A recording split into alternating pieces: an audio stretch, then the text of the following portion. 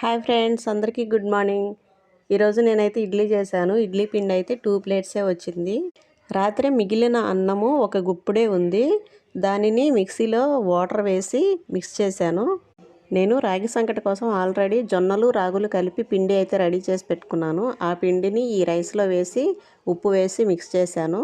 ఇందులోనే క్యారెట్ తురుము, బీట్రూట్ తురుమును కూడా వేసి బాగా మిక్స్ చేసి ఇడ్లీ పిండి అయితే రెడీ చేసుకున్నాను. అది ఒక 2 ప్లేట్స్ వేశాను. అనుకోకుండానే రాగులు, జొన్నలు, క్యారెట్, బీట్రూట్ కలిపిన హెల్దీ ఇడ్లీ అయితే రెడీ చేసేసాను. దీనికి కాంబినేషన్గా టమోటా, కొత్తిమీర కలిపి చట్నీ అయితే రెడీ చేసేసాను. నేనైతే ఇడ్లీ రెగ్యులర్గా చేయనండి. నెలకొచ్చేసి ఒక 2 టైమ్స్ చేస్తానేమో. రాగి దోశ, మల్టీగ్రెయిన్ దోశ ఇట్లా చిరుధాన్యాలతోనే టిఫిన్స్ అనేది రెడీ చేస్తాను ఎక్కువగా. మనం ఏది అలవాటు చేస్తే పిల్లలు అదే తింటారండి. సండే కాబట్టి వాళ్ళ డాడీతో ట్రెక్కింగ్కి వెళ్ళి 8:30 కల్లా వచ్చేసారు. ఇడ్లీ కొంచెం గట్టిగా ఉన్నా కానీ టేస్ట్ అయితే బాగానే ఉంది. స్నాక్స్ అయినా బ్రేక్ఫాస్ట్ అయినా ఎలా చేసినా కాదనకుండా తింటారు.